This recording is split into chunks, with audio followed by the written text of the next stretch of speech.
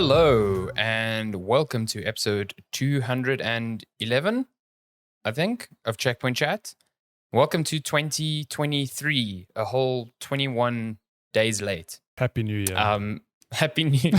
It's only been 3 weeks. My name is Alessandro Barbosa. I'm joined by a bearded a very bearded Matthew Figuera. I went back to our last episode because I was like, I didn't grow this beard in the last month. I started growing it in October. I had a beard in December, but it's clearly just gone thicker in the last month. Yes. I remember because you had the beginnings of it when you did the Bob Ross Halloween thing, which was great. And then you're just like, I recall you saying like, oh, I'm just going to give this a go. But I don't know if it's because I haven't seen you in a long time, but boy, it got thick. It got thick. It's funny that because I've had beards before, and everyone's been like, nah. But now everyone who sees me who hasn't seen me, they're like, oh my god, like the beard, it's looking good. I'm like, okay, what changed? And the difference is now I have the moustache because I'd always shave it connection. Off. Yeah, it's got that connection. Because trust me, if I don't have the beard, I've got a pedo moustache. So I always just shave it off. But now Lenz is like, no, just grow it. But then you just have like the chin beard thing, which is like many people pull that off. But yeah, I think the moustache and the little like goatee. This is so annoying. Yeah. I respect you, man. I tried because everyone said, oh, if you want to grow a beard, you have to just give it a go for like a good 2-3 months. You have to commit. And I think I only did like 6 or 7 weeks, and I was like, fuck this. This is so irritating. No, you know what? Yeah. There's a period where it's just itchy. It is the worst. Yeah. But if you get over that period, it's fun and it's all good. Do you do anything special? Have you bought beard oils? No. I'm not going to that road. No. Beard shampoo. Manscaped. Manscaped. We should get them as a sponsor now. But that's for a different sort of beard. That's not for... Yeah. I don't know if that's called a beard. But well, listen. I'm calling it now. That's hilarious. Nah, but it's good to be back. It's been I think we both had very good Decembers, very different Decembers. I obviously went abroad to Italy, so I got to see all the buildings that Ezio jumped off of. Was great. Didn't see any hay bales, so I didn't try them. Yeah, I didn't try it, you know. Florence was especially interesting for that because it was literally like this whiplash. Like I haven't played Assassin's Creed 2 in a very long time. Yeah. But I have like memories of it. So like you'd walk into like one of the main squares and I'd be like, oh, I remember like you kill someone here. And Shawnee's like, wait, what? And I'm like, wait, hold, no, it's in a video game. It's relax. Yeah, I even looked up a video like places in Florence in Assassin's Creed, and then I was like, oh, we should go there. We should go there. Yeah, it was quite fun. It was really fun. We've had semi-related to that. I mean, we're a gaming team. Well, a team working on a gaming brand at the office, so we often talk about games. And every now and then someone will pause and be like, if anyone heard what we're saying without the context, they'd be so confused. As it is. We talk about a game like, oh yeah, like kill this person, go visit this place, do that. Like, what? I demolished this boss. Yeah, I got this sick blood your boss sword. Walks in like, what? What? Excuse me? You're fired. Get out of here. Step into my office, please. Yeah. They'd be like, yes, I can demolish you. Yeah, so it was a good time. It was a nice holiday without video games as well. I didn't take any gaming devices. I ended up reading a lot. That's good. You know, in like evenings, got into bed and I'd like read quite a bit. So I finished I finished a book by Neil Gaiman, writer of Sandman and American Gods and a bunch of other good novels. But he has a book called Norse Mythology. It's his interpretation. I actually want to read very that. Old one. Yeah, it's really good. Like reading it. Because at the time when I'd left, I pretty much just kind of wrapped up God of War Ragnarok. And so then reading that was an interesting like chaser because like it shows you how different how different the interpretation of Norse mythology is in God of War. Like how actually very tame it is compared very to tame, I think, what it actually is. Like the real stories are fucked up. Like holy shit. It's the same with Greek mythology. I mean, God of War, the original God of Wars were brutal and whatever, but I think they skip over a lot of those small details. Yes, absolutely. They skip over the more brutal aspects of each one. Yeah, even which is I kind of remember, insane to think of for a God of War game. Like, yeah, but even if you think of Disney's Hercules movie, you watch it like it's so kid friendly. Like, Zeus is Hercules' father, and he's trying to get to Mount Olympus. Like, what a lovely Zeus story. Zeus is an asshole. You're like, then you read up, you're like, oh my god, Zeus, like, yeah, he's a dick. he's a complete dick. He will kill anyone. He doesn't care. But I highly recommend reading it. It's interesting, like detaching yourself from like game characters that you see, because like obviously, in God of War, like the game Loki is a very different character to what Loki is in God of War, and like even his heritage is very different. Yeah. Like Loki is kind of like a blood brother to Odin, and it's like, okay, that's not even close to the fact. That's not even, yeah. And like the big world serpent and Fenrir and all those peeps. Hel, the bird. Oh yeah, are all Loki's children. What?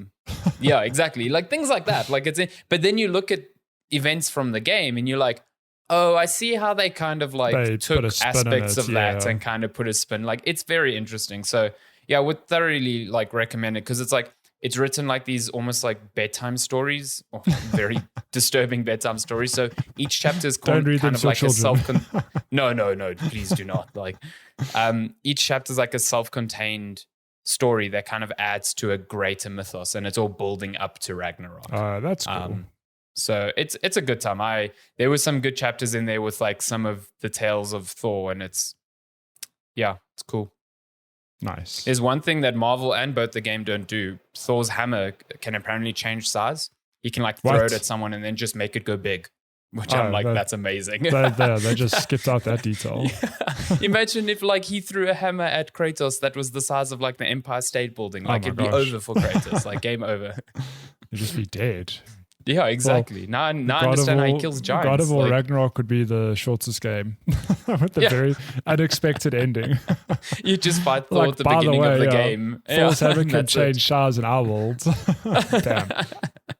Shit. It was a good time. I've got the book, so I can drop it off at you sometime. Nice. Oh, you got the actual book. Yeah, nice. We did like a Secret Santa thing at work, and I put that on my list, and they actually got that for me. And I was like, I'm very surprised by this. So this was great. Yeah. Nice. It's a good time.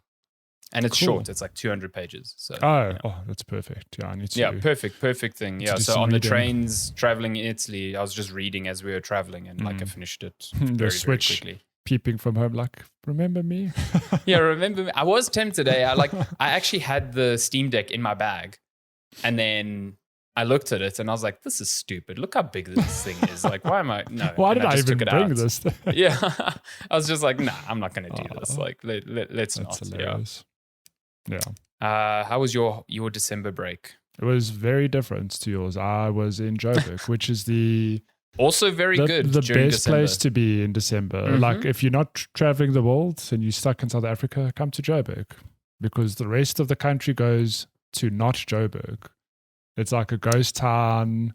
Roads are quiet. It's the best. I love it. It seemed especially so this year. I kept seeing people being like, I've been to Cape Town in December, but Cape Town this year is like bad. I think because this time last year we were still, at the time the year before, we were in the middle of like another COVID wave, and traveling was still iffy. I think this year it was like no restrictions. It's back to normal. So a lot of people who didn't travel, I think they were like, yeah, we're gonna go all out. They saved up. Yeah. Yeah, Cape Town seemed like a complete shit show. I'm very sorry to everyone living there, but like, I mean, I go to Cape Town in December usually, and yeah, it's packed and it's bad, but man, it seemed way worse this year. So Joburg must have been a blessing. Like, Joburg Decembers are really nice. I do enjoy them. I do too, like them. So. Yeah. But then you ended up going to Cape Town this week, or I went last weekend for a wedding. Going in 2 weeks again for a 60th, and then in March keeping for another wedding. Jesus. Listen, we went with Lyft. Have you ever flown Lyft before? I flew Lyft. The last time we went to Cape Town in September for a wedding, we flew Lyft. They very are happy with them. Really good, yeah. Yeah, I had a very good experience with them. Much better than all of my FlySafair ones. So yeah, I've just seen, because it's basically them two now. like the prices are just astronomical. Like I knew someone at work who paid like 5K for a flight to Cape Town in December. And I was like, I know someone who paid 6K. Oh my God. It's bordering on the price I paid to get to Italy. Exactly. Like it's insanity. Yeah. Like for a 2-hour flight, that's no, it's crazy. It's absolutely crazy. Yeah. Jeez. Yeah, I wouldn't do that. Like if I got to December and the flight was that bad, I'd just be like, well, I guess I'm not going. I guess we're staying in Joburg. Yeah, no, fuck that. I'm not paying. Imagine paying like for 2 people like 12K to get to Cape Town. That's what he paid. No him and his wife. I was like, okay. No, that's a lot. Like, you can do what the hell you want, but I refuse to do something like that. Yeah, that's insane to me. So Cape Town's going to be seeing a lot of me. You said you're going in March. I'm going in April for a wedding as well. So yeah, there's going to be scheduling our podcast is going to be real fun. Yeah, there might be some holes in the podcast this year, so it's going to apologize in advance because unless we get a powerful laptop to help us. Because you forget the travel plans between load shedding. Well, with load shedding bouncing between stage 4 and 6 nights, and it's one of those things where our schedules don't line up neatly. Yeah. So the fact that we have this gap is like a miracle. The benefit now is that at least one of us, well, I got an EcoFlow thingy, like inverter thing, works super well, very happy. So like if there happens to be the chance where you don't have load shedding in the morning and I do, we can still make a plan. Yeah. Look, I think it's better than last year.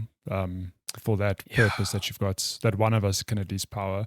But like worst comes to worst, I'll just need to make a plan. Maybe I don't know, use Lenska's laptop. Fans of the show, tweet EcoFlow to get Matty. Listen, we emailed them. We asked. We're like, said, please, we need a sponsor and load shedding. Yeah, this would be perfect. And EcoFlow went. Literally everyone has asked us because of load shedding. Yeah, and I'll say to them, but how many gaming podcasts have reached out to you? Okay, probably many. I mean, come on.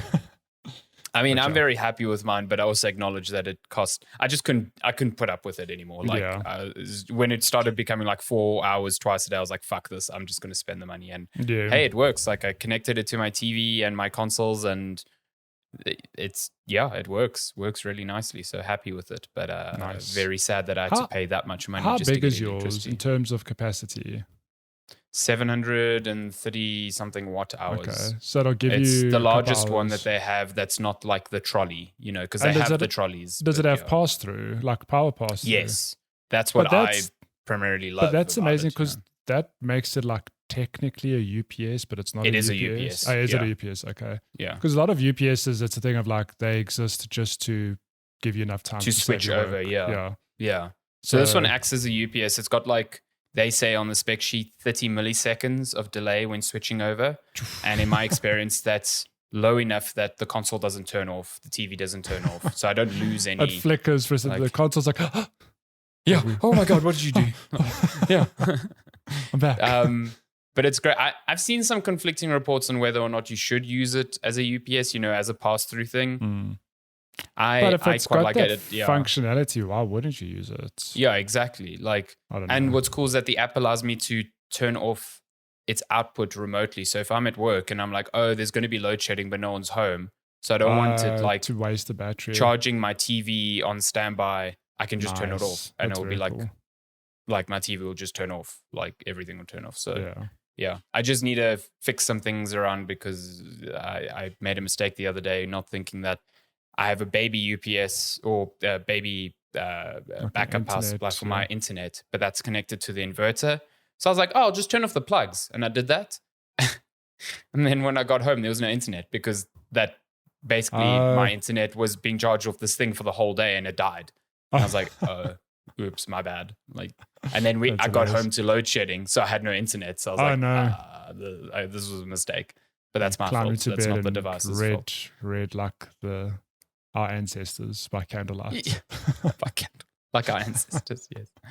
But yeah, it's a good little device. But nice. Yeah, get Matty one. EcoFlow, if South Africa, if you're listening, he needs one. I'll shave my beard if it gets me one. You heard it first. That's so enticing. Damn. He'll let Lenska wax his beard. Oh my God. That's what I heard. Sure, that must be so sounds fucking awful. I would not want to do that. No thanks. Checkpoint chat talking about video games and waxing hair. Well, I mean, Matty used to wax hair on stream, so we're not far. Wow.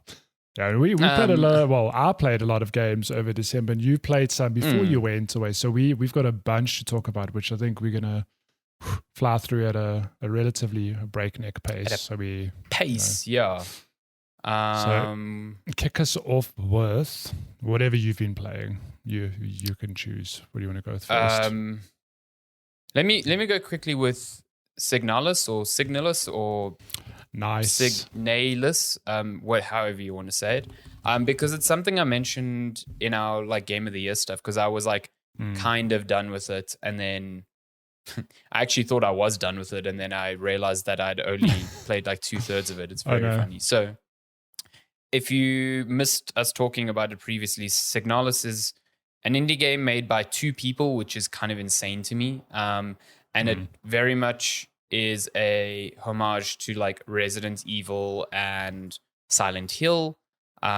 Resident Evil more in terms of gameplay, Silent Hill more in terms of tone and just really strange story. And enemies.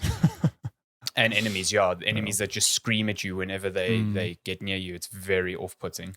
But you play as like an android on a... on a planet, on a ship. I don't know. It's very, again, it jumps between areas very strangely, in a bid to like not let you ever feel settled as to where you are or what's going on, and it's very effective in that. And it's got all the like sort of staples of a Resident Evil, like you've got to get items and combine items to solve puzzles, and you've got to solve puzzles in a certain order so that they open certain doors, and that's how you progress through things. You've got limited ammunition. You've got things like flares, which can permanently destroy some enemies. So you've got to be strategic in how you use those. Like, which hallways are you walking through most often? So I want to deal with those ones first, you know? And I think it's a really good game. I think its later levels, especially like probably the last or the second last one, become way too enemy heavy. And also it just becomes very confusing. Yeah, it's super confusing. I think like for the most part you have a map, and then like in one of the later levels it's just like, no, you don't have a map anymore. And I'm like, well, this is stupid. Like, and on top of it, like you don't have a map and the level is multi-level. So there's 3 floors. And like they shift perspective. You'll exit the screen, like you'll walk to the right and you pop up like on the right on the next screen, if that makes sense. It like flips and it just throws your sense of direction off. Where did you come from and where are you actually going? It's very confusing. And again, I think that's purposeful, but I think when you combine that with rooms that are filled with like, you know, in the beginning, they're like 1 or 2 enemies here or there. But then you get to some rooms where there's just like 6 enemies. And you're like, how the fuck am I meant to get past all of these things? Like, so it becomes, I think, slightly frustrating in like its later levels. But I still really enjoyed it. I still have no fucking clue what the story's about. I've done some reading, and it's one of those things where there's no like definitive story. There's just a lot of speculation or assumptions, or like, you know, but like like a From game, you know, Bloodborne, you have a sort of idea what the thread of the story is, but a lot of people go like, oh, but this person's story is this or that, whatever, like depending on how you interpret it. So I've seen a lot of people going like, is this all a dream? Is it actually happening? Like, what's going on here? The story, a lot of it in terms of actual narrative went over my head, but in terms of setting and stuff, like very interesting, you know, what this colony is doing on this planet, how this colony is set up structurally. Like you've got, I can't think of the names at the top of my head now, but people who work on this thing or they've got this role, whatever, and that's what they do, you know.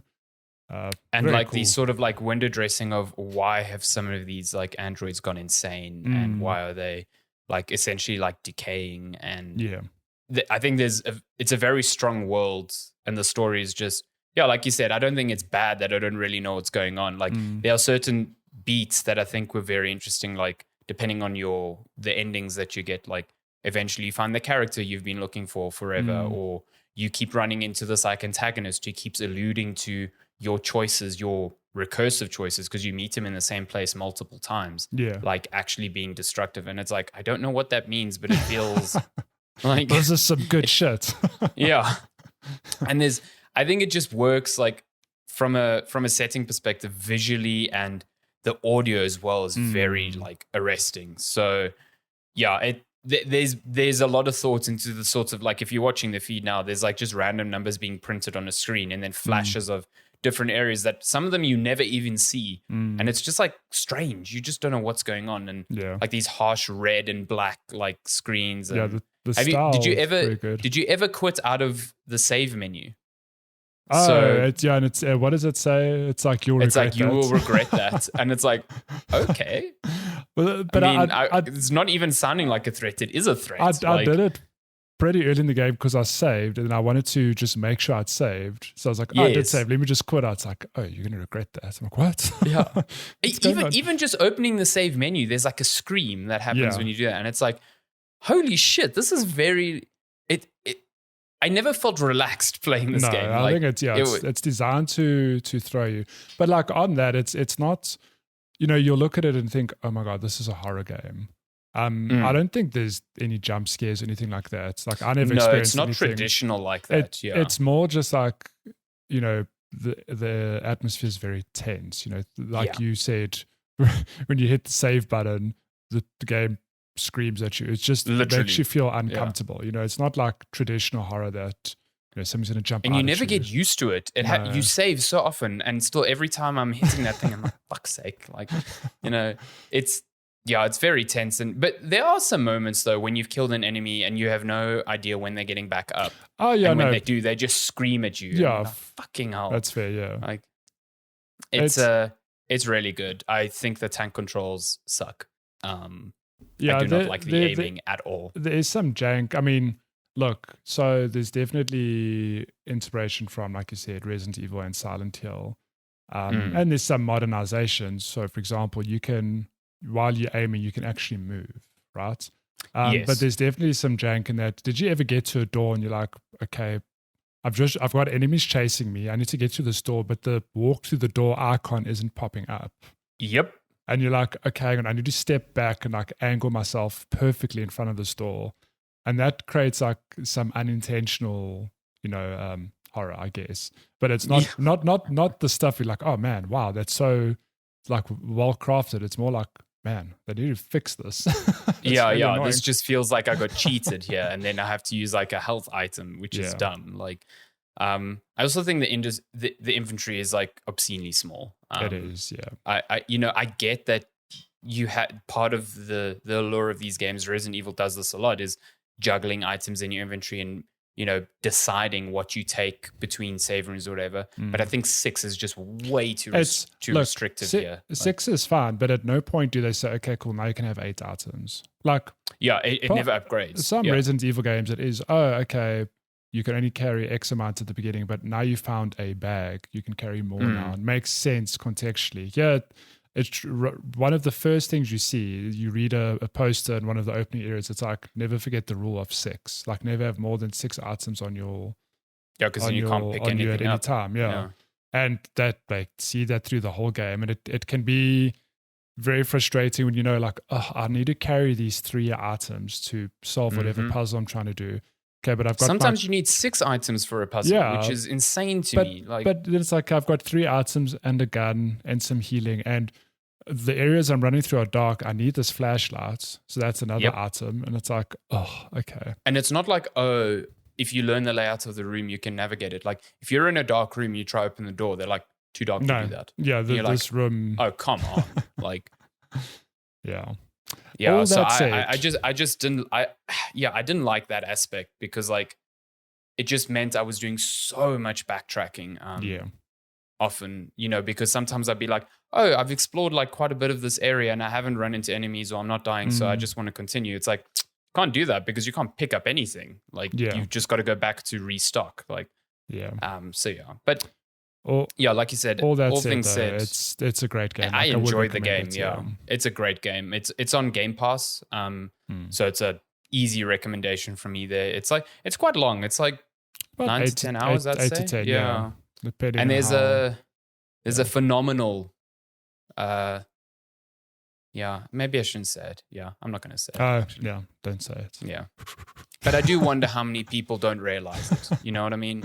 Because I didn't realized. for a long time. I did not. I was like, what the heck? I realized something was wrong, but I didn't know how to continue. And when I did, I was like, oh, how many people didn't get this far? They're like, oh, cool. And it's a good game. You should, if you're interested in Signalis, you should, if you like Resident Evil, I think you should play this game. No doubt. If you like the classic survival horror games, definitely. Definitely give it a go. And just to round off what you said, the fact that it's made by 2 people, like, incredible. Yeah, it's unbelievable. I mean, there's a lot of other people in the credits, but like design, animation, most of the sound, story, 2 people. The same 2 people. From Hungary, I think if I'm not mistaken. It's insane. Phenomenal. Just really, really cool. Yeah. Nice. That's Signalis. Play this game. What's up on your play? Oh my god, play plate. Okay, let me just timestamp here. Mm-hmm. So I played a lot over the festive season, but let's talk about some of the bigger stuff I played. Have you heard of a little game called Immortality? I have. It's a good old Sambalo gig.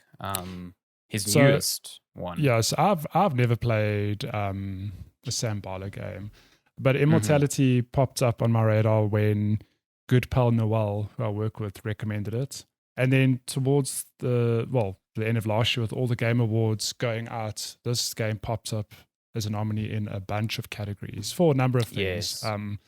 So it's also on Game Pass, and I decided to give it a go. And this isn't a game, okay? It's more of an interactive experience. I mean, like, okay, it's got game elements, but for the most part, you're watching footage, okay? Mm-hmm. And the premise is, there's this actress, I'm blanking her name, it's Marissa LaSalle. Okay. And she's disappeared. We don't know what happened to her. And your goal is to try to figure out what happened to her by stitching together or just watching 3 films that she acted in. So in doing this, you watch actual footage from the films and you see some behind the scenes stuff. And you need to try to piece together, like, what happened to her.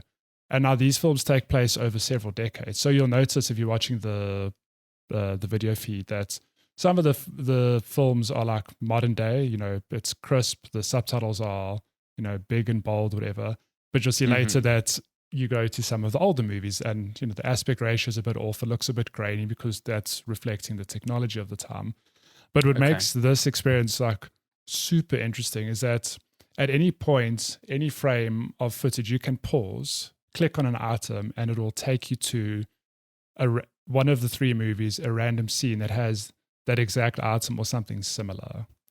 So like if you've been watching, you'll notice that earlier I paused on a pair of glasses, like sunglasses. I clicked on it. Now it's taken me to this other scene where she's holding a pair of sunglasses. So it becomes very interesting in trying to figure out, you start noticing themes or, consistencies across these different movies or in specific movies. So a good example is one of the earlier movies is set in like a monastery.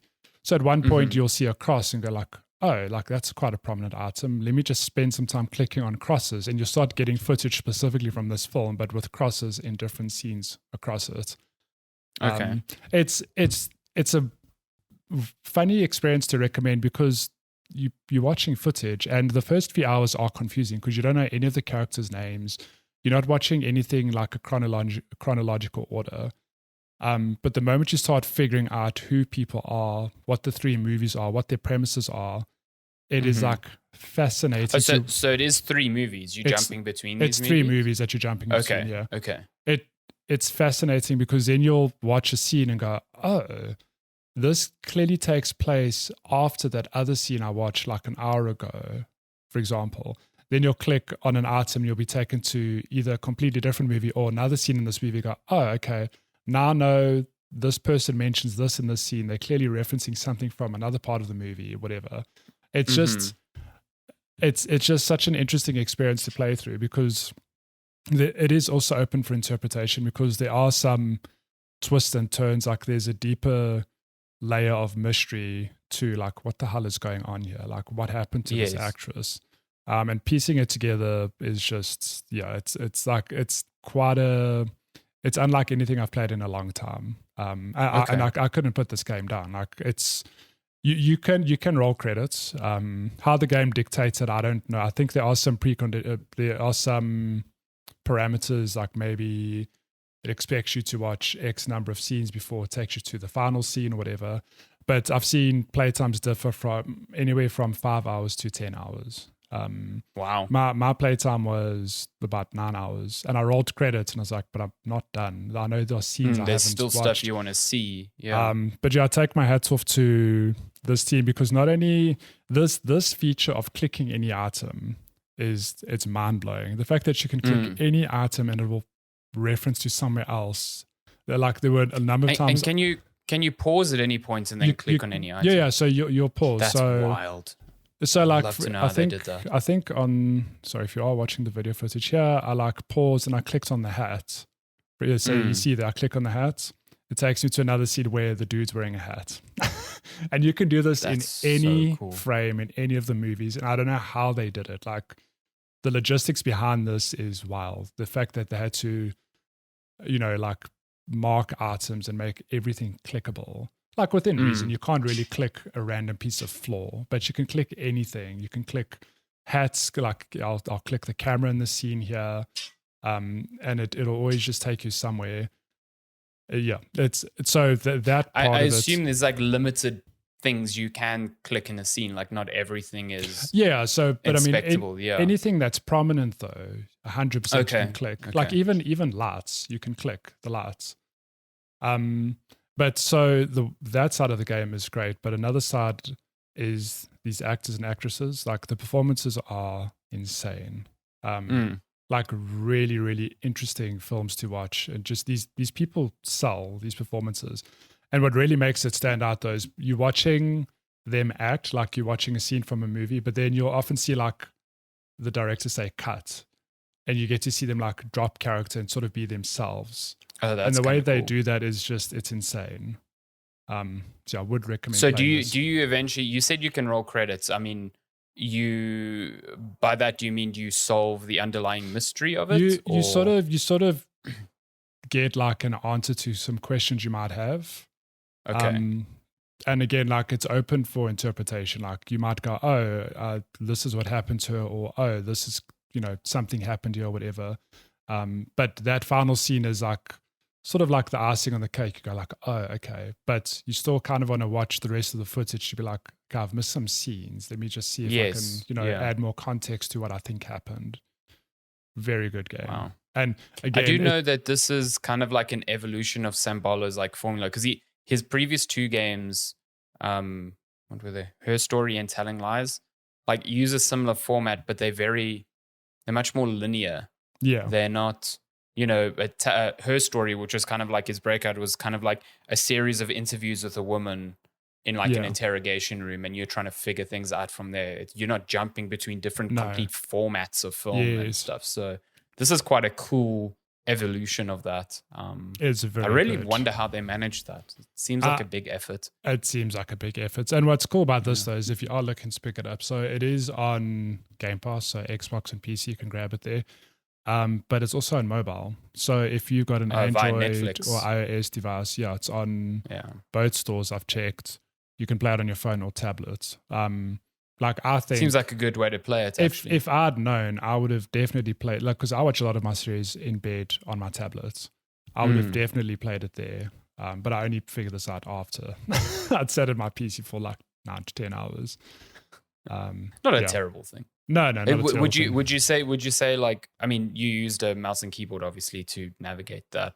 Would you say it would probably work well with a controller? Like it would probably, they'd probably just have like fake mouse with the joystick, you know what I mean? Probably, but I listened to the spoiler cast on Kinda Funny, and I never thought about this, but there are, like, it's difficult to talk about this game because I don't want to spoil like what could be twists or unexpected things, but you on a keyboard and mouse, there's no vibrates. Okay. If you're holding a controller, the controller vibrates at certain points, which might allude to something. I was like, oh, okay. But on PC, there was an audio cue. That's how I knew something was happening. So it depends. So they took that into account. Probably. So a lot of people, so they said like, oh, well, they played with controller. How the hell do you not, observe this thing without the vibrates? It's like, and I was like, oh, I know there was just like an audio cue that I picked up on that, indicated something. So I know that sounds very like obtuse, but for spoiler purposes, I can't tell you what I'm talking about. So on iPad, I presume you would just have the audio cue as well, just no vibrate. But you're right, on controller, I think it's a thing of you can scrub through footage by probably like, rotating the analog or using the shoulder buttons to like go forward or back frames, whatever. But I played on PC and it was great. So yeah. Okay, nice. Immortality. I definitely want to give it a go. I know there are some strong opinions out there on. People seem to be either enamored with Sambalo or they don't find his method of storytelling or game design like that captivating or actually interesting. So I think it's a very interesting medium, and I'm kind of curious to give it a go. I do know he said his next game is going to be a more traditional. He's like, it will have graphics. That's what he said, which is interesting.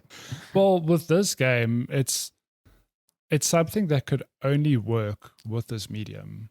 Yes. Like it's clearly film, but you could never nail this like as a movie or as a series. It would never work. It's like leaps and bounds ahead of what Netflix tried with Kaleidoscope. Bandersnatch. Or I haven't even tried. I've heard Kaleidoscope's like a non-linear sort of storytelling. It's interesting because I've heard mixed things about Kaleidoscope. People going like, oh no, like not good, or like, yeah, it was an interesting experience. And I was just thinking that premise of like Kaleidoscope, if you don't know, is a series that you can supposedly watch the show in any episodes order. In any order. But that's 4 episodes, whereas Immortality, you're getting served like dozens of different clips. They it's also you're controlling when you jump between clips. Like Bandersnatch was that one, that Black Mirror experiment where they were like, oh, you at certain points you choose. It's you like make a choice for your adventure character. Game. Yeah, it's like a choose your own adventure book. That it was very rudimentary. It was like, oh, that's cool that I can do this, but like this is on a completely different plane, I think. Yeah. Immortality, though. I'm telling you, if you've got a tablet for those long load shedding hours, are you gonna look at his other games now? Her Story and Telling I have Lies? thought about it. I think they're a lot shorter, which is quite nice. Like, yeah. And from what I know, Her Story is much better than Telling Lies. So, yeah. Nice. But yeah, give it a go. I don't know if you know, Sambalo worked on a bunch of Silent Hill games before going out on his own. I did not know that. He was a writer on Silent Hill Shattered Memories or something like that. So I don't know, maybe he'll make horror next again. But yeah. That's interesting because there are moments in Immortality where it straddles this line of like, I was playing and there were moments I was like, is this a horror game? Yeah, that's where he comes from. That makes so much sense. Yeah, he was lead designer and writer on Silent Hill Origins and Silent Hill Shattered Memories. Okay. That makes so much sense because, again, with no spoilers, there are moments in Immortality that are just so jarring where I was like, is this meant to be a horror game? Like, it made me feel so uncomfortable. I'm like, oh my God. I want to put this off and go to bed. It's so dark. Yeah. But I would recommend. So it's an unusual, again, like quote unquote game, but if you can get through the first hour or two and start figuring out who's who, it's almost addictive, just clicking through items to see like, what will it take me to next? What scene will I get served next? Very cool. I'm keen to give it a go. Really. Very cool. Cool. Shall we fly through some other stuff quick? Yeah, let's do that. Tell me before I left, and kind of a little bit as I've been back, I dipped into Crisis Core. Yeah, so Nice. Crisis Core, what is it? Crisis Core Reunion? Is that what it's called? I think it's Reunion, Crisis Core Reunion, yeah. Is a basically like, it blurs the line between like remaster and remake of the probably one of the best PSP games ever made. I say that in that the structure of the game is identical to the old one. It's not like Final Fantasy VII Remake where the structure is completely different. This one is beat for beat the same game. But the sort of visual and mechanical overhaul that has taken place is so vast that it might as well be a remake on that front, because it just like, you cannot compare how much better visually it looks. I mean, it still looks like a sort of game that should probably be played on like a mobile platform, because it's not like Final Fantasy VII Remake fidelity, but it still looks really good, I think. Yeah. And the combat is sort of similar. If you play the game on PSP, you'll know that when you walk through an area, so each mission takes place in like a self-contained area. It's not like an open world. You still do that.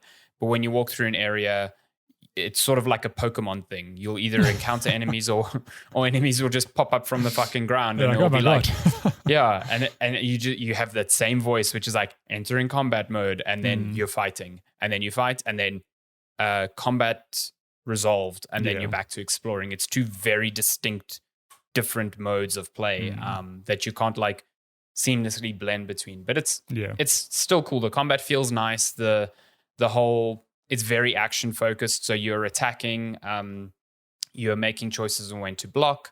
Are you using, your potions and materia, like very frequently during fights? And then you've got the DMZ? I think it's the might be DMZ. It's a something. It's the random number. It's slot basically these thing. Yeah, it's like a slot machine that like has numbers that, depending on the combinations or patterns that you get, will give you certain buffs within battles. So sometimes it'll be like, oh, you have no MP cost for a certain amount of time, or AP cost.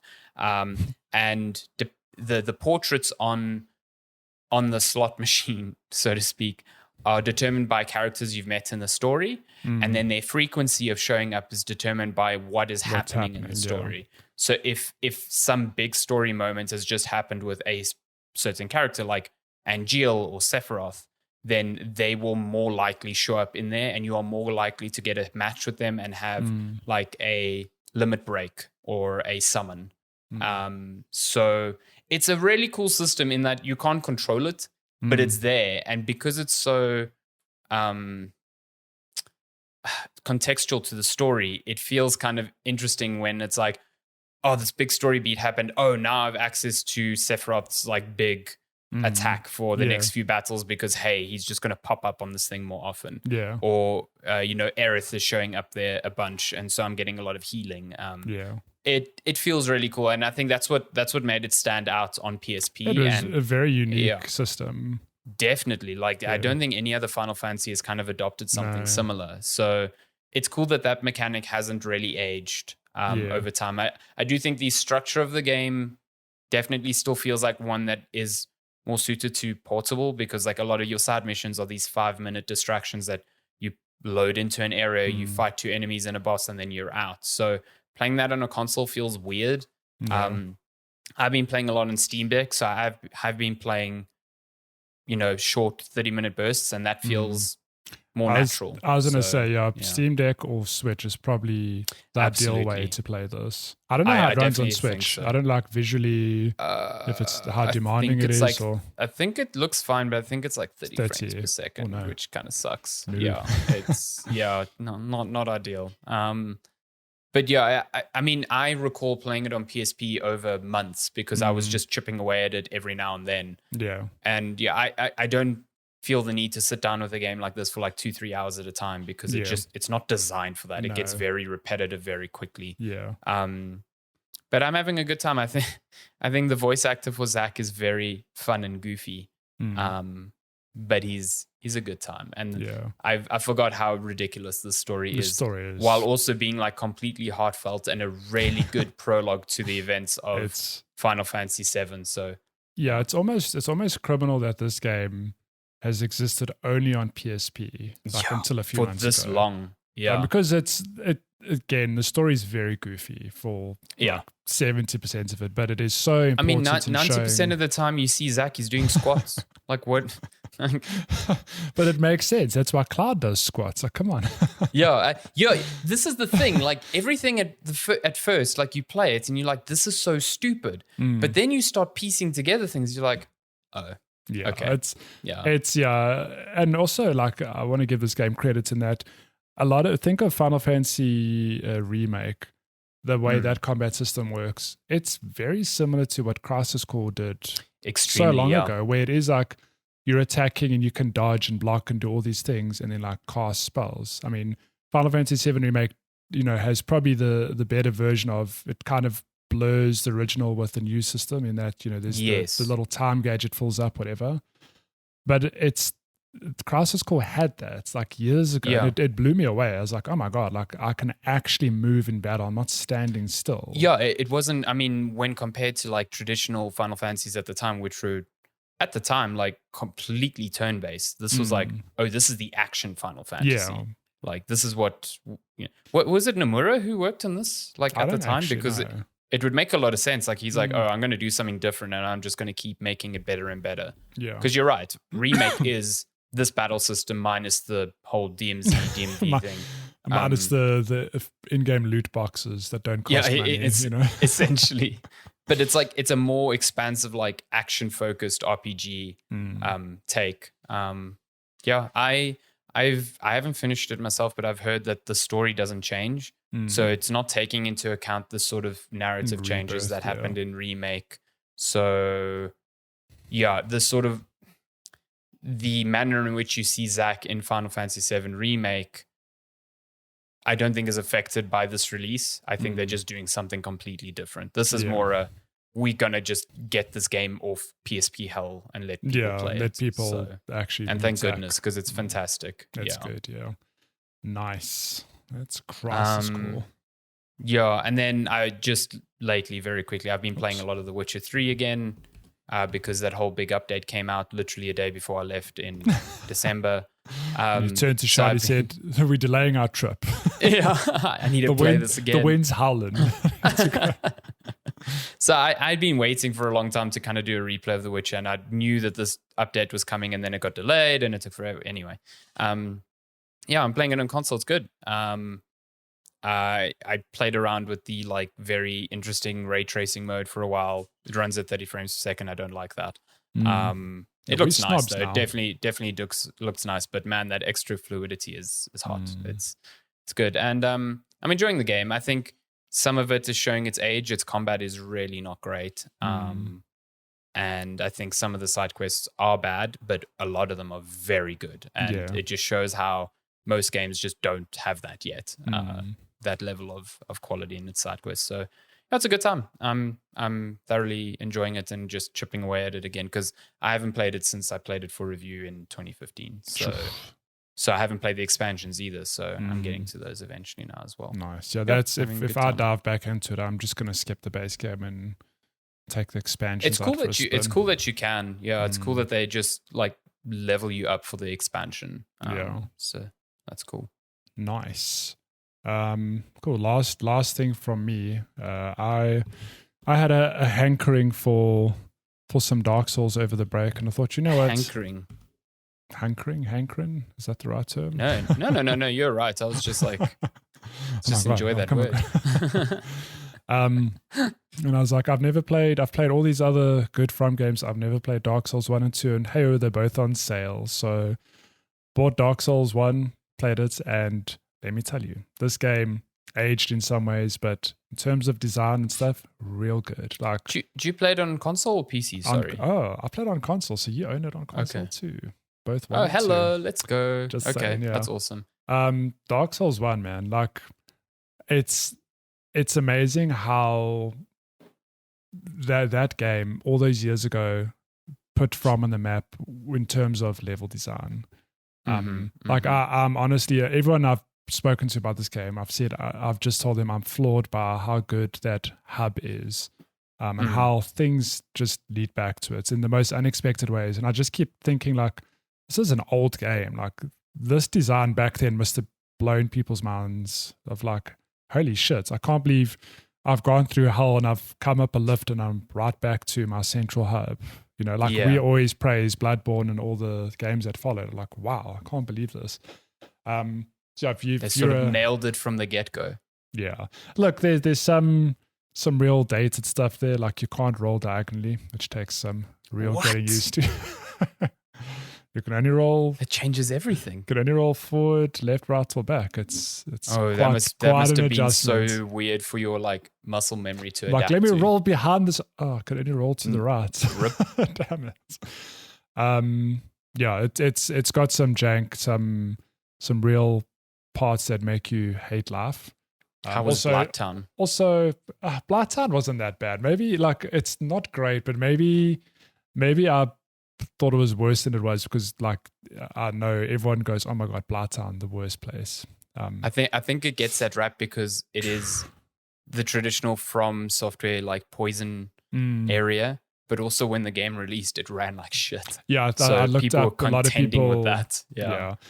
There was an area there, pitch black, like literally so dark, and you can fall and die. Like stuff like that. I'm like, man, this just isn't aged well. Like I get it. That's cool. It's meant to be difficult. It's why also, they had that rap for being unfair, you know. Yeah. And also fast travel is not unlocked till about halfway through the game. So wait, what? So you have to run from area to area. Which is why I think the interconnectedness was such a good thing back then because it's, you know, sort of sped up the time between hubs. Wait, so when you rest at a bonfire, you can still upgrade, right? No. You can only... What? You can only upgrade at... Wait, do you upgrade at a bonfire or a firekeeper? I can't remember, but it's, there's some stuff that's dated. That's insanity to me. Like, that's... What? I can't believe that. Maybe, I didn't know it was like that. So you have to backtrack to go and upgrade. Yeah. I might not play this game. It's something. No, look, it's really good. And you do unlock fast travel like halfway through. The thing is, if you know, like if you're going to play the game, I would tell you, don't do the side areas, like fast track to the part where you unlock fast travel because that'll make it a lot easier. I didn't know that. I was playing the game blind. And at one point, like how would you know? And like, then eventually, it's like side area? I was like, oh my god, you can't fast travel in this game. And then later, it's like, oh, I unlocked the ability. Thank God. But yeah, the Dark Souls one really good, dated, but I'm glad I've played it. And then Dark Souls 2, man, this game is very different to. Well, I've always known Dark Souls 1, Dark Souls 2 is like the black sheep of the family, and I've never quite understood why. It gets a lot of hate. Not necessarily hate. I just think people don't revere it as much as, any of the other From games.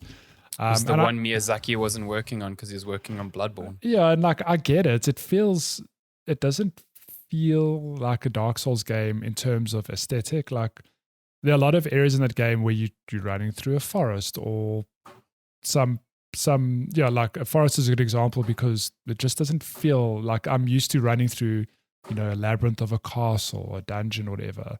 But in terms of gameplay, and not to say like you do obviously get to castles and that late in the game, but that game is really good. Like it's different, but it's phenomenal. If you're a From fan, 100% play this game. Some good stuff. There's some memorable bosses, and you can fast travel from the get-go. Okay. Which is really I'm good. Already in. And this hub, so Dark Souls traditionally have the Firelink Shrine.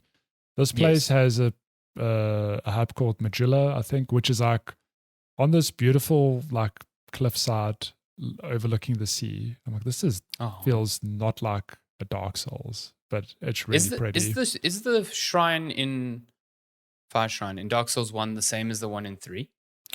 I don't know.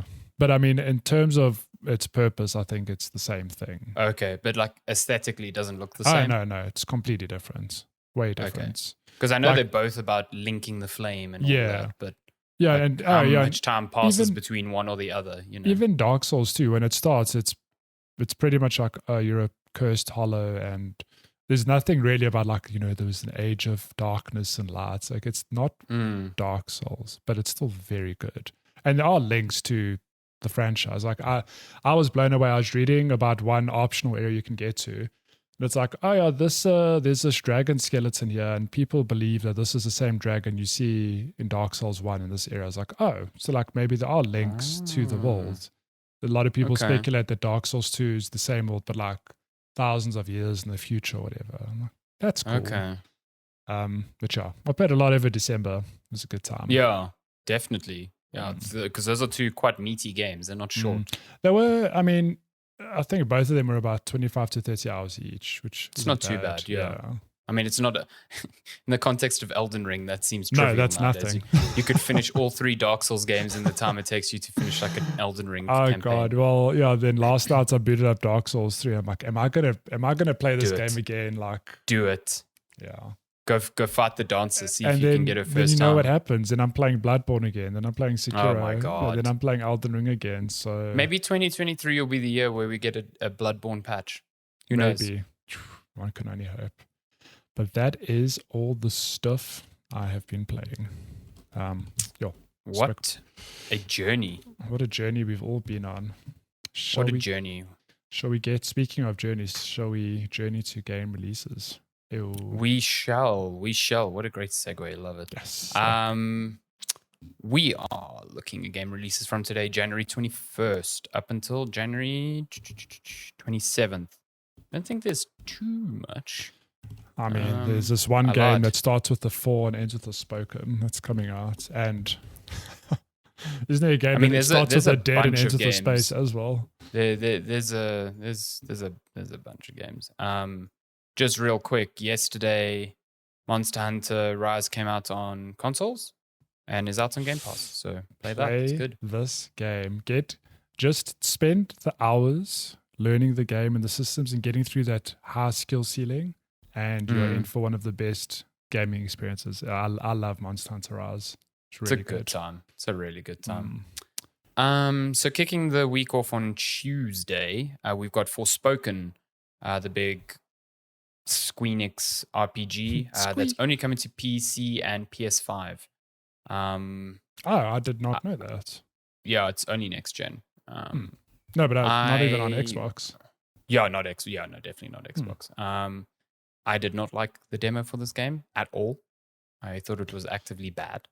Also, few review codes have gone out apparently, which is I'm curious to see. Red flag territory. But yeah, I'm also quite curious to see what does this game score. I'm like, it's so beautiful. Like, it really is like visually like very advanced. I think I'm not vibing with the dialogue or like even the combat. I don't really dig that much. Yeah. So I don't know. I'm keen to see whether or not the demo is just a bad demo, Yeah. And we'll see. Then we've got how do I say this? Mahokenshi.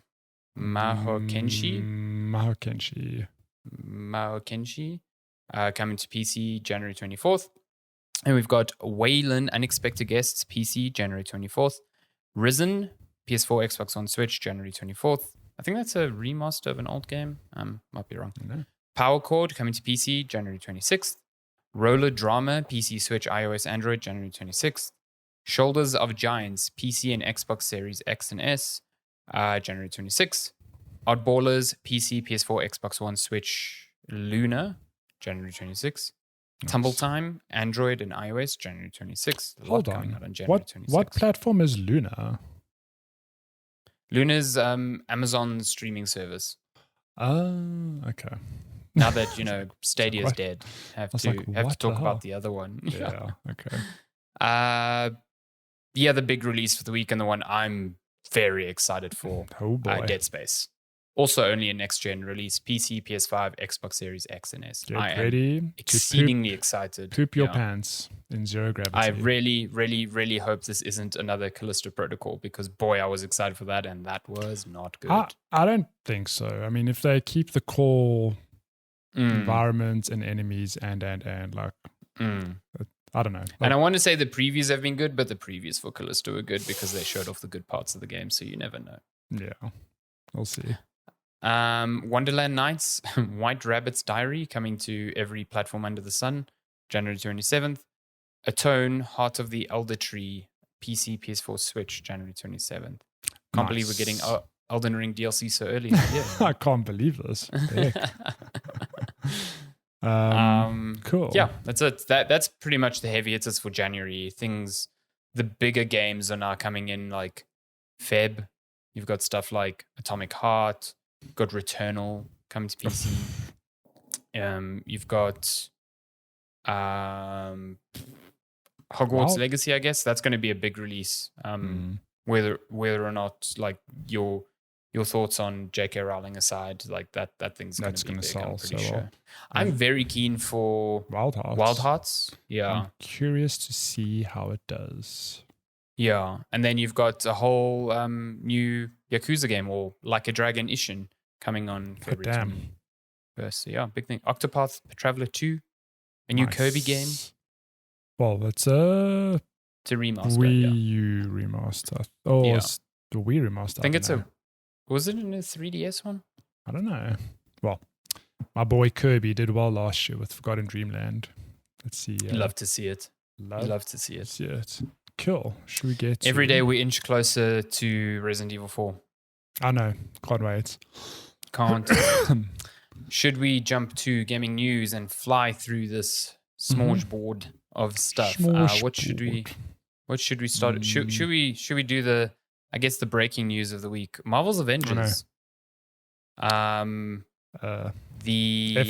collaboration between Crystal Dynamics and Square Enix is dead. Game over.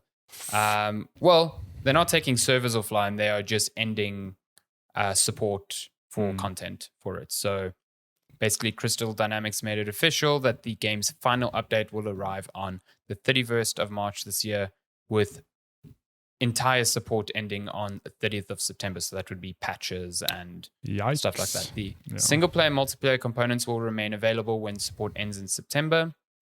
But last November's 2.7 update, which introduced Winter Soldier, is now confirmed to be the game's final content release. And March's 2.8 update will bring final balancing. No new cosmetics are coming to the game. And the paid marketplace will be switched off in September when development officially ends. I would love to know numbers on this game. How many people played it? How much money did it make or not make? Because that's never been clear. Sort of just been like this project running along, quietly getting updates with no fanfare. I definitely think it didn't hit the numbers that 100% Marvel was expecting, that Crystal was expecting, that Square was expecting. But at the same time, this game was not good. Like, it was a very average game. It had a pretty decent, not a good or anything, a decent campaign, and that's about it. Its live service nature completely destroyed it from the get-go. Yeah, it just felt wrong. Yep.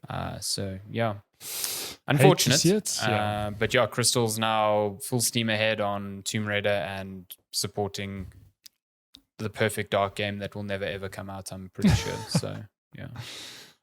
Speaking of there was a report, a slight report, so that's why I didn't put in news, but this morning that there's been troubles with Perfect Dark and the new Tomb Raider will come out before Perfect Dark. I'm like, wait, what? What the heck? Okay. Well, speaking of games that are never coming out. Shit. What is going on at Ubisoft? Okay. So Ubisoft cancels 4 more games and delays Skull and Bones for the 6th time amid financial... Skull and Bones was meant to come out in March. It wasn't even that far. Ubisoft's in a bad place at the moment. Just overall, none of their games are hitting. It's sad though, because I have a soft spot for Ubisoft purely from the point of view that they'll release. So I always look at Rainbow Six Siege as an example, where it launched, it was okay, but over years that game got way better. They've supported it and they've really built it up, and they've done that with a lot of the games where it launches it's okay, and they just make the experience better over time. Yeah.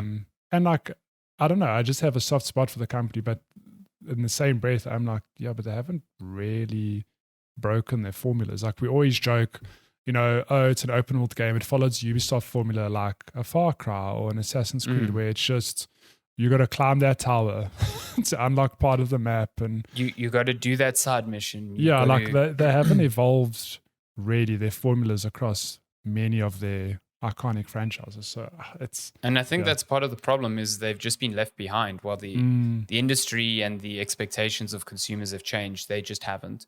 So what they did was double down on like their big franchises, and in doing so, extend out the releases of them. So now you have multiple years between an Assassin's Creed or a Far Cry, or and they're like, okay, well, what can we do to plug the gaps? Oh, let's bring back Watch Dogs. Didn't work out.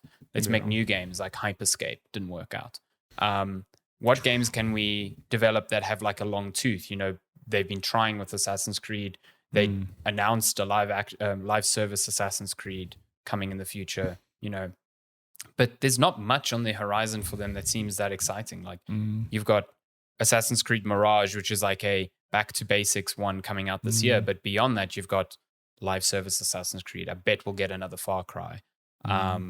Skull and Bones maybe one day will come out. Yes. But I don't what know. else? This game has been what else is going so on? often. Like it's and now they cancelled 4 unannounced games so they can focus on the franchises they already have established, the franchises that already have sort of waning interest, which is I don't know. I don't know. Correct me if I'm wrong, but did Ubisoft do? They had a stint where they did a whole lot of indie games like Child of Light and Unraveled. Very long ago. Yeah, but like not Unravel. That was EA. Was that EA? Yeah, so Ubisoft did Child of Light and Valiant Hearts. Valiant Hearts, those were both great games. And then they did some of the Rayman stuff in that engine as well. But those games, I think they're smaller in scope, very good games. Like, I don't know why. Maybe those are the 4 unannounced projects, for example. Like it's these smaller experiments that just aren't working out. But I feel it's a mistake to also just put all their eggs on these franchises that feel a bit tired. Like, to be completely honest, like I'm all for Assassin's Creed going to its roots, but I'm also like, man, we've had a lot of Assassin's Creed in the last decade. Far Cry 6, and a lot of it's just not being great. No, like I liked Valhalla well enough, but I know it doesn't stand out like the original Assassin's Creeds. Maybe not as beloved, or I don't know. Odyssey did well, and Origins, but. Yeah, it's. I think Assassin's Creed sad, is the one franchise that's really keeping them afloat. Like Assassin's Creed and Rainbow Six, and I don't even know how much money they like still gleaning from Rainbow Six as a as a platform. Like Mario and Rabbids, according to them, didn't hit their sales targets, even though the game sold pretty well. What else did they release last year? I don't know. They released Rainbow Six Extraction, which no one cared about. No one cared. Yeah, that was on Game Pass as well, wasn't it? It was. It was. Huh. Interesting. Yeah. Well, I know I diverted to Ubisoft, but in the same vein as Avengers, Suicide Squad game battle pass and other info has leaked, which has made people very nervous about this game being a. I'm kind of surprised that people forgot this is a live service game. Like it was announced as that. I think maybe just seeing it, like it's just like a reminder. Yeah. Like shit, it really is a live service game. And I think Avengers PTSD is like, like look, this isn't the Justice League or whatever, but it's for all intents and purposes DC's version of the Avengers in the gaming world. And also, it's coming out from the same people who did the very, very good Arkham franchise. All the Arkham Knight games, Arkham series. I don't know, and I'm very curious to see how this game actually is, because I love those Batman games. But I think the live service stuff we've seen time and time again is just like it's dangerous territory. Yeah. I just. So in this article, VGC has like a source that says, "Oh, you won't start the game underpowered." Like a lot of live service games are. You start at a power level of 0, and the whole idea of live service is to get those numbers up. So their source is like, "Oh, you won't start off debuffed and weak. You you just start off great and get ridiculous like Arkham Knight's Batman." Nice. Now, I don't know how that works within a context of a game that is definitely a live service game. Like they can say all they want that, oh, the battle pass is only for cosmetics. But if you're a live service game, the idea is to give people a reason to keep coming back. Yeah. And that only happens when you are changing gameplay. You're not coming back for cosmetics. And that is like you said, this is the exact like wall that Avengers ran into, where you were playing as these characters who seemed way, way, way less interesting and less powerful than they really are for the purposes of an arbitrary number that needs to continue going up over months. Like, I know you can't have both. Like, no, but you can't be like, this is going to be an Arkham Batman game, but also a live service. That doesn't work. But like good Paul Garth points out in Avengers is like the fact that Hulk has a health bar is just dumb.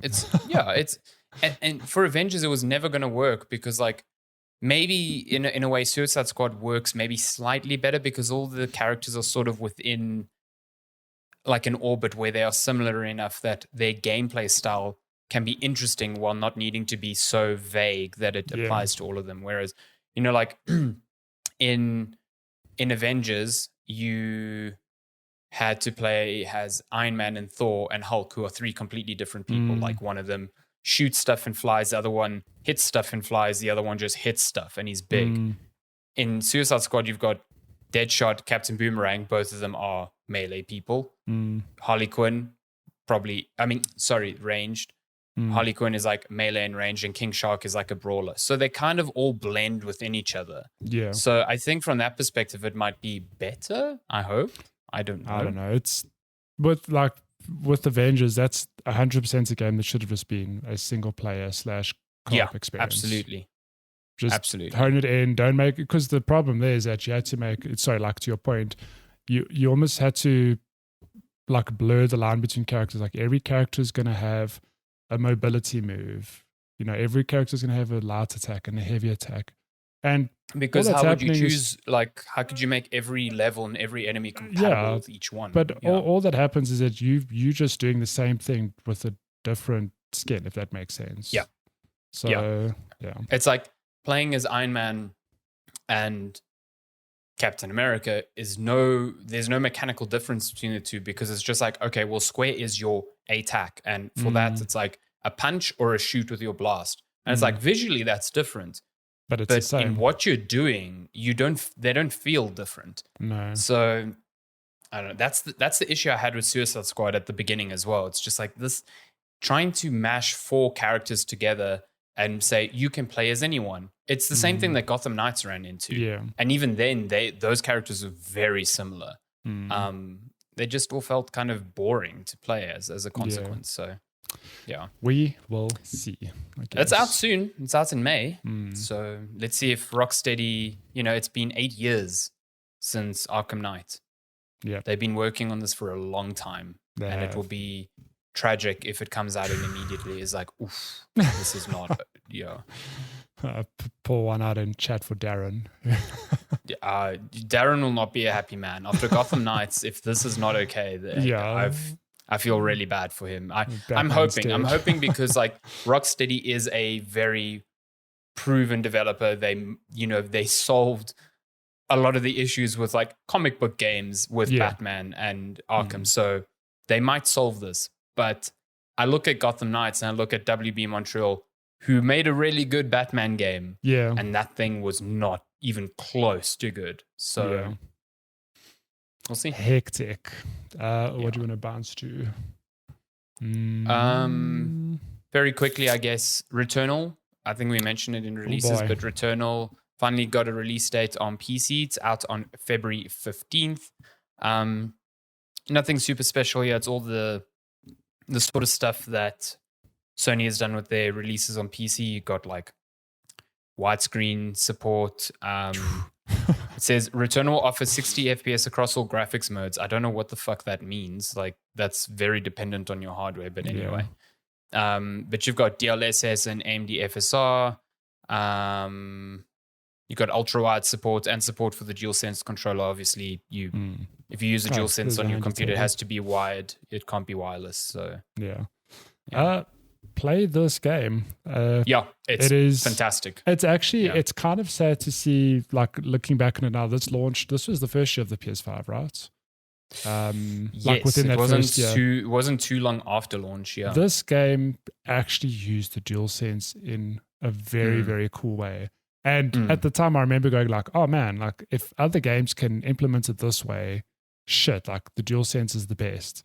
And to be honest, I don't think any games have really utilized the DualSense quite in this fashion. Outside of the Astra Playroom demo, which is it's a showcase for the controller.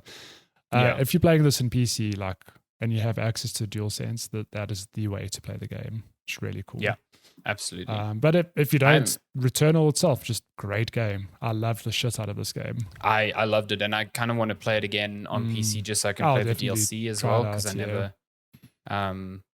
I'm interested though. I remember at the time when Returnal released, there was a lot of hubbub about it being early on PS5 because it required the speeds of the SSD. I'm looking at these specs here. The minimum spec says you can play it on a hard drive.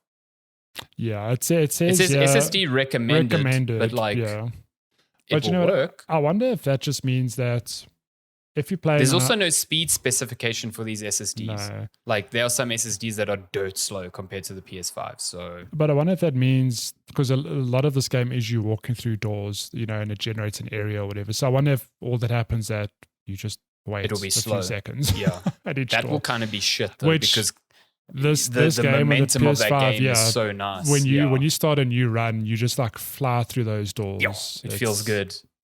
Feels good when you just hit a door and it just opens. Like I really need to replay this game. Like I enjoyed the heck out of it. It's hard. Time ago now. I found it very difficult going at the first few runs, but man, what a great time.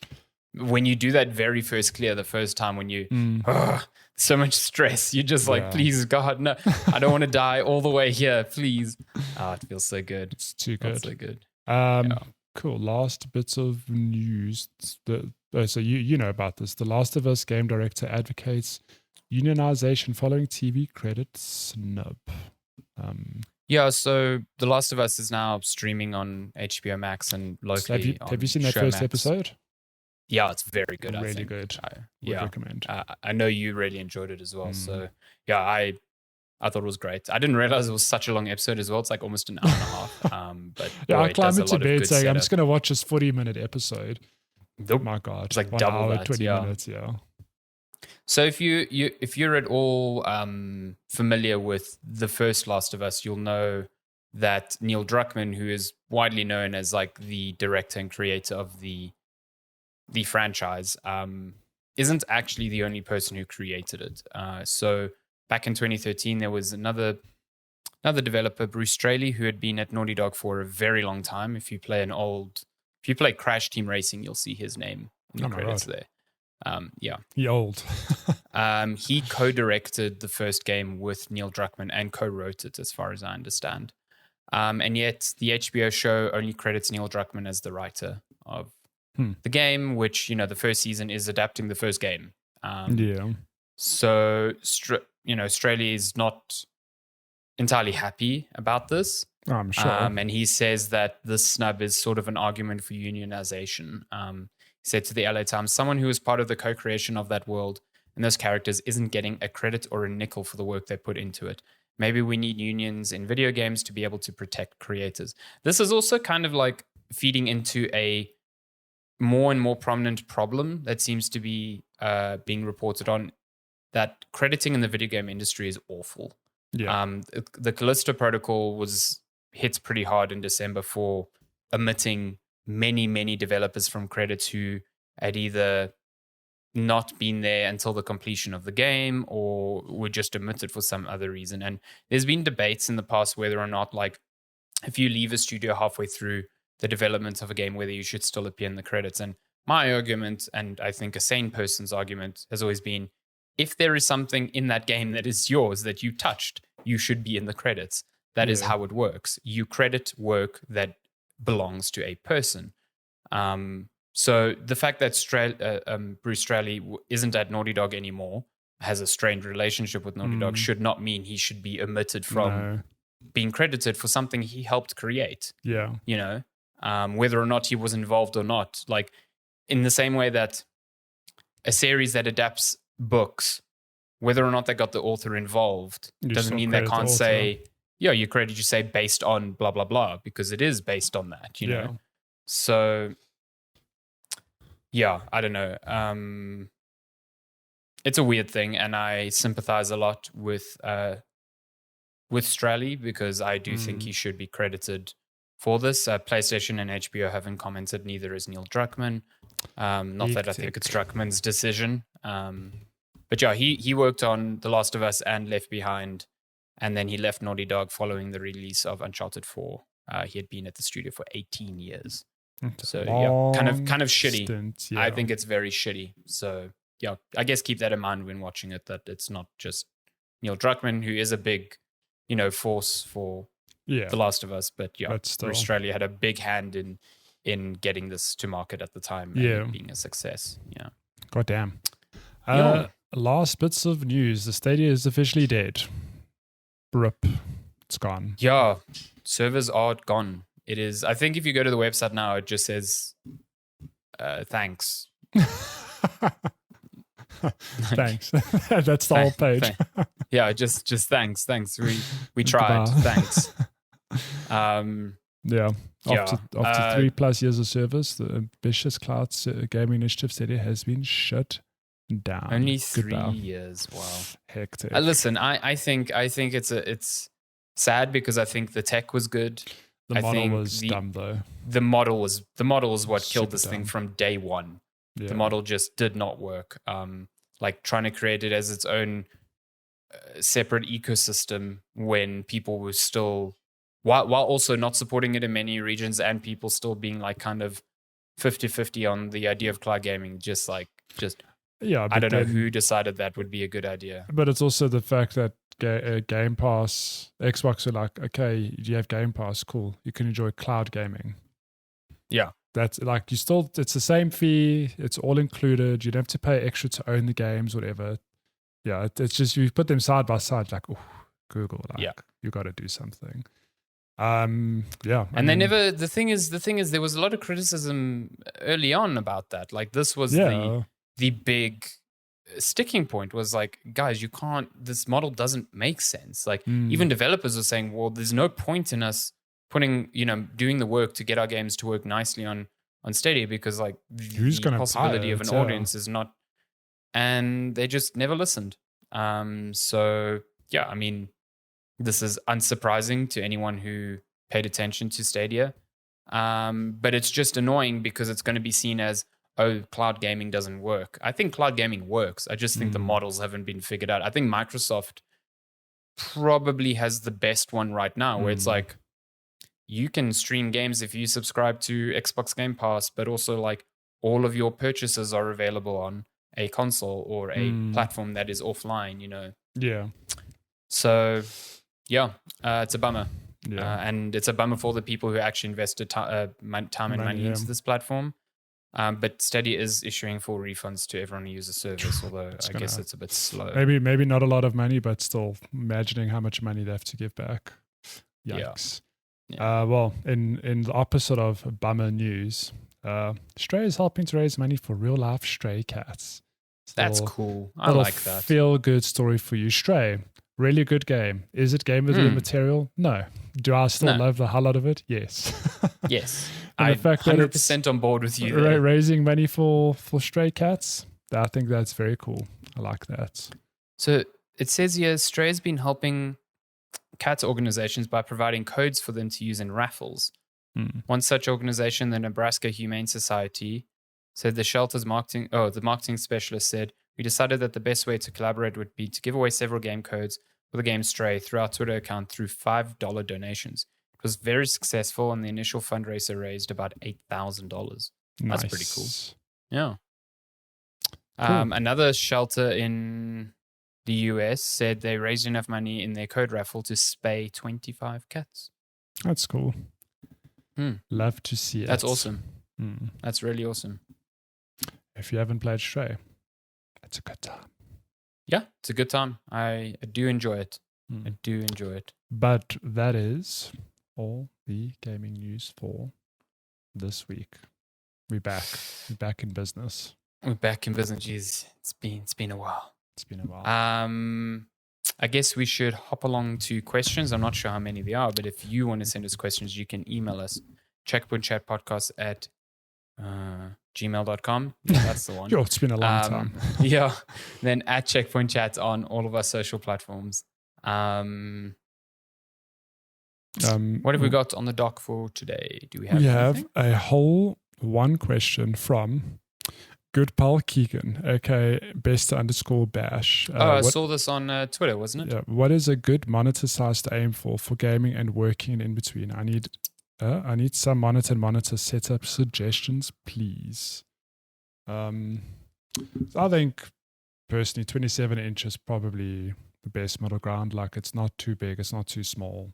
It's a fair bit of visual real estate. Yeah, and in terms of monitors, I ended up getting what you recommended last year, the Dell. I do not know what model this is. Wait, the one I recommended. Yeah, the Dell. Was it the same one as mine? I think it's 27, 27 16. inch. Yeah, it's probably the same as mine then. The 165 hertz, high refresh rate. Yeah, it's the same as mine. Yeah, I super recommend that monitor. That was the one I was going to say. So to your point, I think 27 inches is a good size, specifically at 1440p. I think there is zero reason to invest in a 4K display at that size and zero reason to invest in a 4K display below 34 inches. With that said, 32 inches with 1440p, the pixel density is too low. So for gaming, it might get by, but for work, it will, like any sort of reading, typing, anything you'll notice. Like, it would just look fuzzy and not great. So 27 inches is the best size. The monitor I have and the one I recommend, Matty, I'm not sure which one it is. I'll look on Woodware quickly. But it is a Dell monitor, which is like 165 hertz. It's 1440p. It's got NVIDIA G-Sync compatibility. It says it's got HDR. Ignore it because it's bad.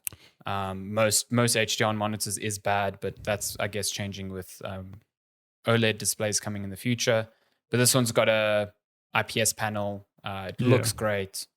It's got AMD FreeSync as well. So it is the Dell S2721 DGFA. That is it. Yeah, it's fantastic. And if you want a multi-monitor setup, you can get two of these bad boys. Or I would say, in my opinion, get one monitor for primary work and primary gaming. Get a secondary monitor. Get a baby monitor that's cheaper. Lower refresh rate.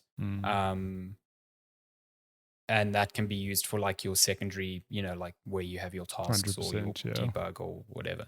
Yeah. So if you want a multi-monitor, if you want the flexibility of a multi-monitor display, but you want to have it as one display, then you'd look at like an ultra wide.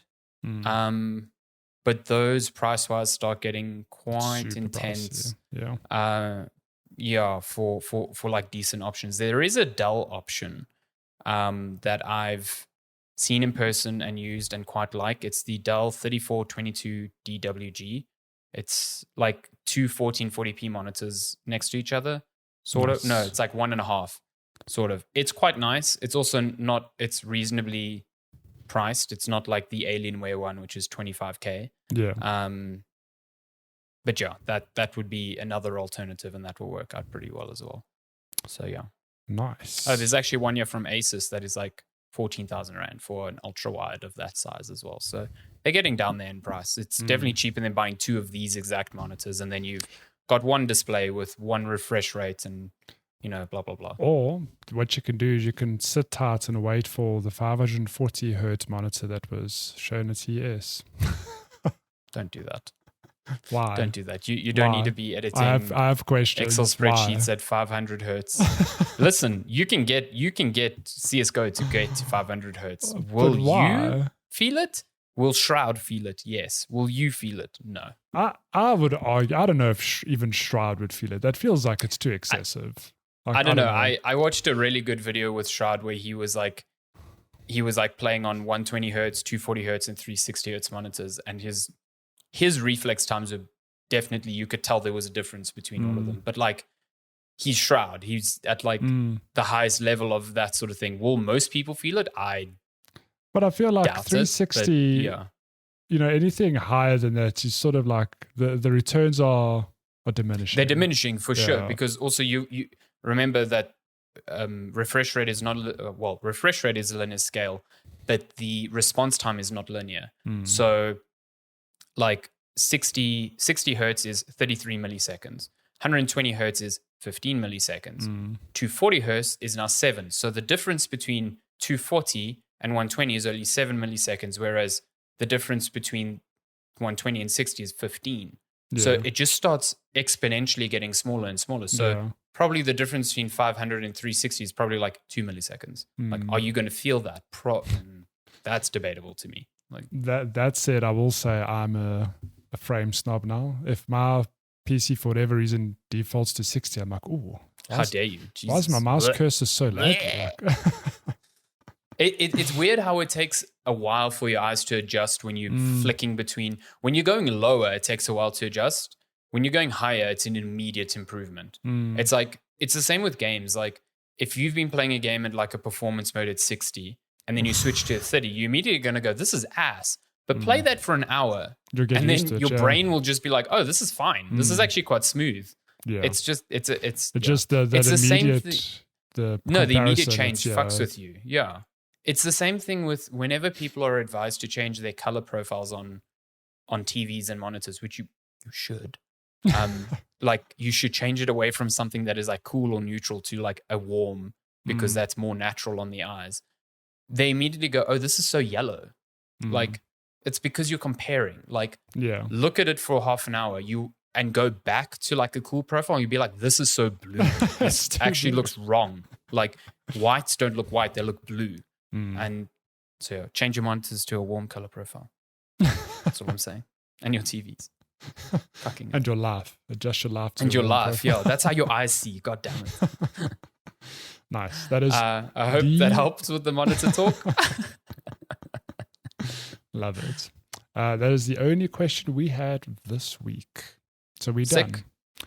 If you wanna ask us about monitors and get some rambling answer, you can also email us checkpointchatpodcast@gmail.com, or you can find us on social platforms at checkpointchat.